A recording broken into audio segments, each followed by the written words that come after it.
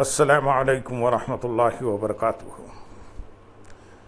الحمد للہ رب العالمین والصلاة والسلام علی سید المرسلین، اما بعد فاعوذ باللہ من الشیطان الرجیم، بسم اللہ الرحمن الرحیم۔ برادران عزیز و معزز خواتین، آج کی اس نشست میں سورۃ الانعام کی آیت نمبر 141، 142 اور 143 کا ترجمہ و تفسیر پیش کرنے کی سعادت حاصل کی جائے گی۔ وَهُوَ الَّذِي أَنشَأَ جَنَّاتٍ مَّعْرُوشَاتٍ وَغَيْرَ مَعْرُوشَاتٍ وَالنَّخْلَ وَالزَّرْعَ مُخْتَلِفًا أُكُلُهُ وَالزَّيْتُونَ وَالرُّمَّانَ مُتَشَابِهًا وَغَيْرَ مُتَشَابِهٍ، كُلُوا مِن ثَمَرِهِ إِذَا أَثْمَرَ وَآتُوا حَقَّهُ يَوْمَ حَصَادِهِ وَلَا تُسْرِفُوا إِنَّهُ لَا يُحِبُّ الْمُسْرِفِينَ۔ وَمِنَ الْأَنْعَامِ حَمُولَةً وَفَرْشًا، كُلُوا مِمَّا رَزَقَكُمُ اللَّهُ وَلَا تَتَّبِعُوا خُطُوَاتِ الشَّيْطَانِ إِنَّهُ لَكُمْ عَدُوٌّ مُّبِينٌ۔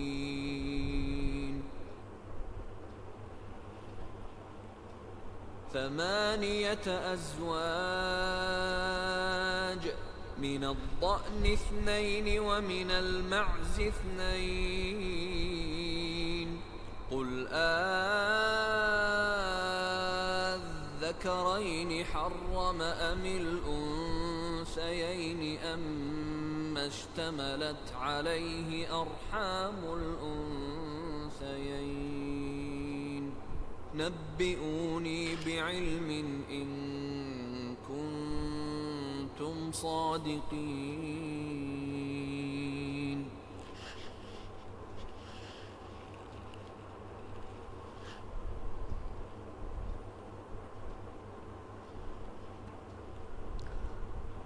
اور وہی ہے جس نے کچھ باغات زمین پر پھیلے ہوئے اور کچھ نہ پھیلے ہوئے تنوں والے اور کھجور اور کھیتی کو پیدا کیا، جن کے کھانے مختلف ہیں، اور زیتون اور انار کو پیدا کیا۔ یہ سب کسی بات میں آپس میں ملتے ہیں اور کسی میں نہیں ملتے۔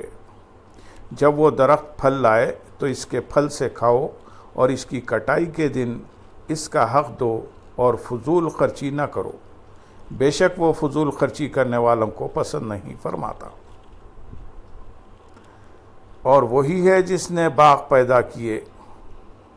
اللہ تعالیٰ نے کچھ باغات ایسے پیدا فرمائے جو زمین پر پھیلے ہوئے ہیں، جیسے خربوزہ، تربوز اور دیگر بیل بوٹے وغیرہ، اور کچھ ایسے پیدا فرمائے جو زمین پر پھیلے ہوئے نہیں بلکہ تنے والے ہیں، جیسے آم، امرود اور مالٹا وغیرہ کے باغات۔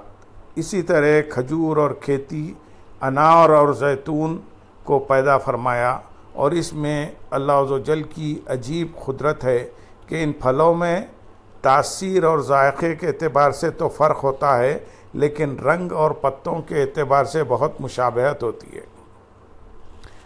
آیت کے اگلے حصے میں ارشاد ہے، اور اس کی کٹائی کے دن اس کا حق دو۔ یہاں فصلوں کا حق ادا کرنے کا حکم ہے۔ اس میں سب سے اول تو عشر یعنی پیداوار کا 10واں حصہ، یا نصف عشر یعنی پیداوار کا 20واں حصہ داخل ہے۔ اس کے علاوہ مساکین کو کچھ پھل وغیرہ دینا بھی پیداوار کے حقوق میں آتا ہے۔ اس آیت میں اس بات کی دلیل بھی ہے کہ ہر پیداوار میں زکوٰۃ ہے، چاہے پیداوار کم ہو یا زیادہ۔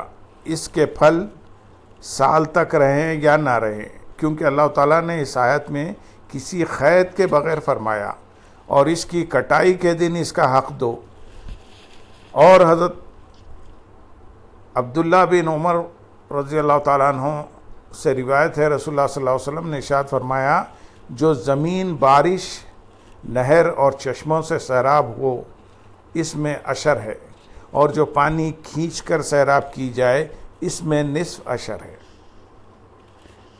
اور فضول خرچی نہ کرو۔ مفسرین نے فضول خرچی کے مختلف محمل بیان فرمائے ہیں، چنانچہ مفسر صدی کا قول ہے کہ اگر کل مال خرچ کر ڈالا اور اپنے گھر والوں کو کچھ نہ دیا اور خود فقیر بن بیٹھا تو یہ خرچ بیجا ہے، اور اگر صدقہ دینے ہی سے ہاتھ روک لیا تو یہ بھی بیجا اور داخل اسراف ہے۔ حضرت سعید بن مسیب رضی اللہ تعالیٰ عنہ کا بھی ایسا ہی قول ہے۔ حضرت سفیان ثوری رحمۃ اللہ علیہ کا قول ہے کہ اللہ عز و جل کی اطاعت کے سوا اور کام میں جو مال خرچ کیا جائے وہ خلیل بھی ہو تو اسراف ہے۔ امام ظاہری رحمۃ اللہ علیہ کا قول ہے کہ اس کے معنی یہ ہے کہ معصیت میں خرچ نہ کرو۔ امام مجاہد رحمۃ اللہ علیہ نے کہا کہ اللہ عز و جل کے حق میں کوتاہی کرنا اسراف ہے، اور اگر ابو خبیث پہاڑ سونا بھی اور اس تمام کو راہ خدا میں خرچ کر دو تو اسراف نہ ہوگا، اور ایک درہم معصیت میں خرچ کرو تو وہ اسراف ہے۔ آیت نمبر 142 میں ارشاد ہے، اور مویشیوں میں سے کچھ بوجھ اٹھانے والے اور کچھ زمین پر بچھے ہوئے جانور پیدا کیے۔ اللہ نے تمہیں جو رزق عطا فرمایا ہے اس میں سے کھاؤ، اور شیطان کے راستوں پر نہ چلو، بے شک وہ تمہارا کھلا دشمن ہے۔ اور مویشی میں سے کچھ یعنی چوپائے دو طرح کے ہوتے ہیں، کچھ بڑے جو بوجھ لادنے اور بار برداری کے کام میں آتے ہیں جیسے اونٹ، خچر اور گھوڑے وغیرہ، اور کچھ چھوٹے جیسے بکری وغیرہ کہ جو اس قابل نہیں، ان میں سے جو اللہ تعالیٰ نے حلال کیے انہیں کھاؤ، اور اہل جاہلیت کی طرح اللہ عز و جل کی حلال فرمائی ہوئی چیزوں کو حرام نہ ٹھہراؤ۔ آیت نمبر 143 میں ارشاد ہے، اللہ نے 8 نر و مادہ جوڑے پیدا کیے، ایک جوڑا بھیڑ سے اور ایک جوڑا بکری سے، تم فرماؤ کیا اس نے دونوں نر حرام کیے یا دونوں مادہ، یا وہ جسے دونوں مادہ جانور پیٹوں میں لیے ہوئے ہیں؟ اگر تم سچے ہو تو علم کے ساتھ بتاؤ۔ اس آیت میں جانوروں کے 8 جوڑے بیان کیے گئے، یعنی نر و مادہ، اونٹ، گائے، بھیڑ، بکری کے جوڑے۔ جانور تو اس کے علاوہ بھی ہیں، لیکن چونکہ اہل عرب کے سامنے زیادہ تر یہی جانور ہوتے تھے، اور حرام و حلال کے جو انہوں نے قاعدے بنائے تھے وہ بھی انہی جانوروں کے بارے میں تھے، اس لیے بطور خاص انہی جوڑوں کا بیان کیا گیا۔ چنانچہ فرمایا کہ کیا ان جانوروں کے صرف نر حرام ہیں یا صرف مادہ، یا نر و مادہ دونوں؟ اللہ تعالیٰ نے نہ تو بھیڑ بکری کے نر حرام کیے اور نہ ان کی مادائیں حرام کی اور نہ ان کی اولاد۔ تمہارا یہ فعل کہ کبھی نر حرام ٹھہراؤ، کبھی مادہ، کبھی ان کے بچے، یہ سب تمہارا اپنی اختراع ہے جس کی کوئی بنیاد نہیں۔ اگر تم سچے ہو تو علم کے ساتھ بتاؤ، یعنی ان جانوروں کو تم حرام مانتے ہو، اگر اس میں تم سچے ہو تو اس حرمت کی قطعی یقینی دلیل لاؤ۔ اس سے معلوم ہوا کہ حلت کا دعویٰ کرنے والے یہ دلیل نہ مانگی جائے، حلت کا دعویٰ کرنے والے سے دلیل نہ مانگی جائے گی، بلکہ حرمت کا دعویٰ کرنے والے پر دلیل لانا لازم ہے۔ آج کل بد مذہب ہم سے ہر چیز کی حلت پر دلیل مانگتے ہیں اور خود حرمت کی دلیل نہیں پیش کرتے۔